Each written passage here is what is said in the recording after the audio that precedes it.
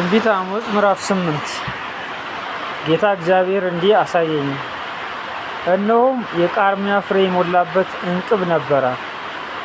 እርሱም አሞጽ ሆይ የምታየው ምንድን ነው አለኝ። እኔም የቃርሚያ ፍሬ የሞላበት እንቅብ ነው አልሁት። እግዚአብሔርም አለኝ፣ ፍጻሜ በሕዝቤ በእስራኤል ላይ መጥቷል።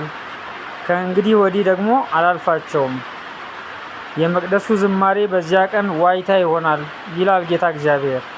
የሰዎችም ሬሳ ይበዛል፣ በስፍራውም ሁሉ በዝምታ ይጣላል። ችጋረኛውን የምትውጡ የአገሩንም ድሃ የምታጠፉ እናንተ ሆይ እህልን እንሸጥ ዘንድ መባቻው መቼ ያልፋል?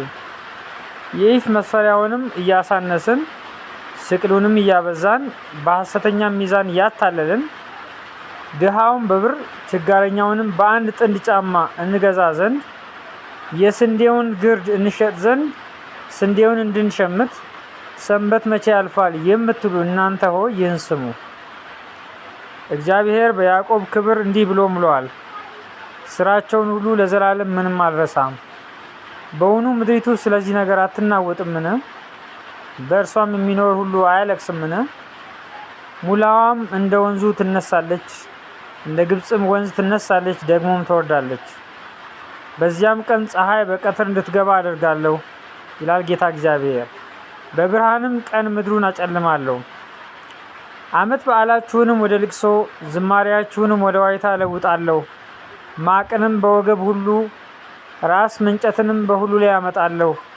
እንደ አንድያ ልጅም ልቅሶ ፍጻሜውንም እንደ መራራ ቀን አደርገዋለሁ። እነሆ በምድር ላይ ራብን የምሰድበት ዘመን ይመጣል ይላል ጌታ እግዚአብሔር። እርሱም የእግዚአብሔርን ቃል ከመስማት እንጂ እንጀራን ከመራብና ውሃን ከመጠማት አይደለም።